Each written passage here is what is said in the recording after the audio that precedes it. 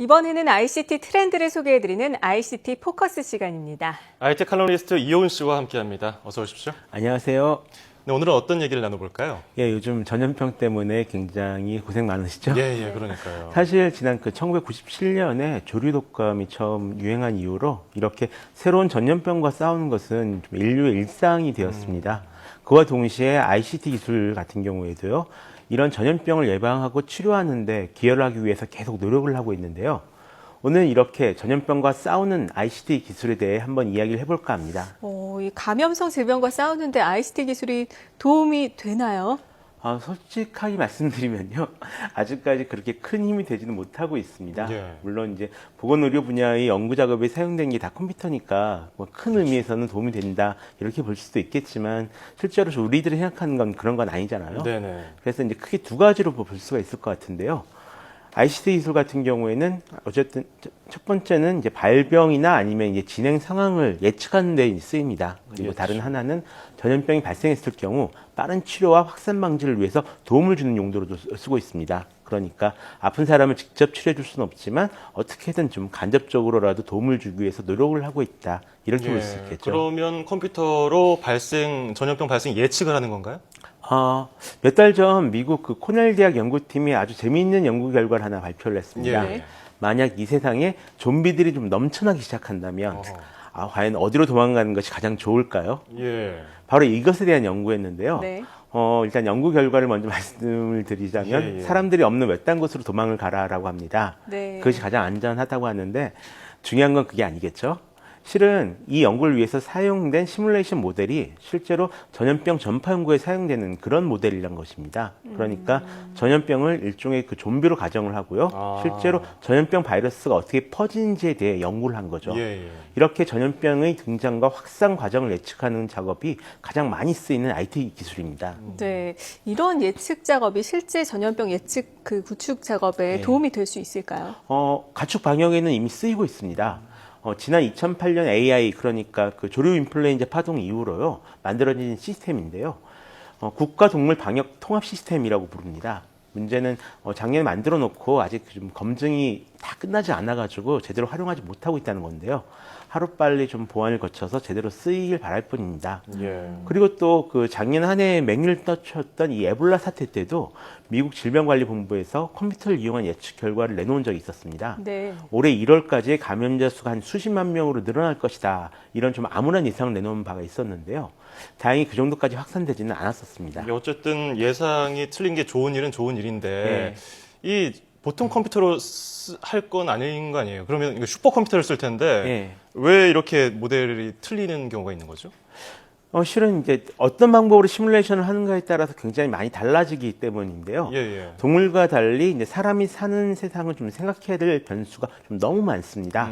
일단 이런 예측이 나오기 전까지 에볼라 피해 국가에 대한 좀 국제적인 지원이 굉장히 미흡한 그런 상태였고요. 또 아프리카의 전통 문화가 과연 변화할 것인가라는 문제나 또는 아직 신고되지 않은 환자 수 이런 것에 있어서 이런 것들을 가장 비관적으로 잡았기 때문에 이런 결과가 나온 것으로 이제 판단을 하고 있습니다. 다만 한 가지 좀 재미있는 사실이 있는데요.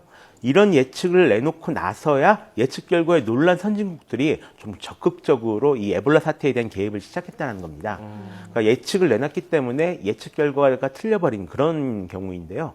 이 문제에 대해서 앞으로 조금 더 좀 생각해 볼 거리가 많다 이렇게 생각을 하고 있습니다. 또 이 경우는 약간 틀렸지만 실제로 그 좀 예측을 잘 하는 그래서 유명해진 서비스도 있습니다. 그러니까 구글 독감 트렌드가 바로 이 예측 서비스에서 대표적인 경우인데요. 이 독감과 관련된 주제를 검색한 수를 파악을 해가지고요, 실제 독감 유행 수준을 이제 파악한 지표로 제공을 하고 있습니다. 근데 실제로 독감에 걸린 사람 숫자와 구글 독감 트렌드에서 예상한 독감 이 환자 숫자가 상당히 비슷하게 나오기 때문에 사람들 좀 많이 놀라게 했던 그런 경우가 있었습니다. 네, 그렇군요.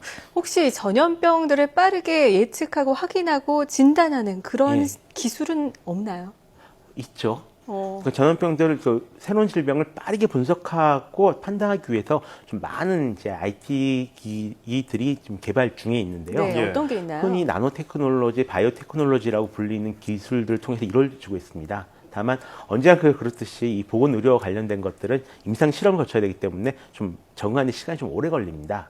먼저 보실 것은 미국 테네시 대학 연구진이 개발한 휴대용 감염성 질환 확인 기기입니다. 전염병이나 병원균을 비롯해서 이제 사람과 동물의 어떤 상태를 즉시 확인하는 용도로 사용할 수 있는 그런 기기인데요. 이 제품에 탑재된 일형 센서 칩에 피를 떨어뜨리면 이 항원 항치자 반응을 이용해 가지고 어떤 질병이 걸쳤는지 이런 것들을 바로 즉각적으로 좀 확인을 할 수 있다라고 합니다. 예. 지금까지는 인간과 가축의 어떤 결핵 여부를 검출하기 위해서 사용됐는데 실제로 검출률이 굉장히 빠르고 높았다라는 이야기가 있습니다.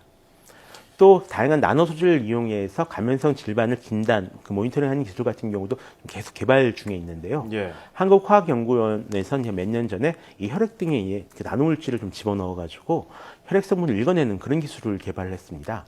앞으로 상용화가 될 경우에는 전염성 질병의 감염 여부를 굉장히 빠르게 확인할 수 있을 것으로 좀 여겨지고 있습니다. 아까 말씀하신 것처럼 사람에게 쓰는 의료기기는 뭐 아무리 기술이 개발됐다고 해도 바로 쓰진 못해요. 임상 시험을 거쳐야 되는데 언제쯤 상용화될 수 있을까요?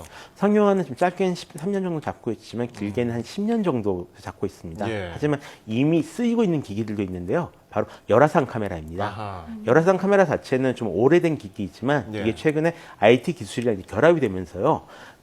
특정 37.5도 이상의 체온을 가진 사람들은 자동 경보를 울리는 이런 형식으로 굉장히 1차 방역 도구로 많이 활약을 하고 있죠. 예. 최근에는 스마트폰 케이스 형태로도 출시가 되었기 때문에 관심 있으신 분들은 한번 구입을 해보셔도 괜찮을 것 같습니다. 그러네요.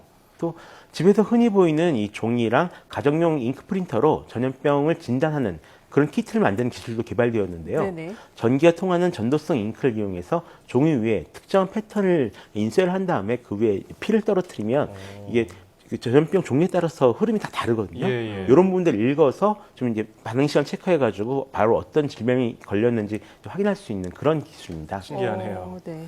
어쨌든 기술은 좀 이렇게 다양한 형태로 좀 연구가 진행되고 있으니까요. 한 10년 정도가 지나면 지금보다는 조금 더 안정된 시스템에서 좀 지내실 수 있지 않을까 생각합니다. 네. 이 가까운 미래 ICT 기술의 발전으로 전염병 예방을 효과적으로 예측하고 예방할 수 있게 됐으면 좋겠습니다.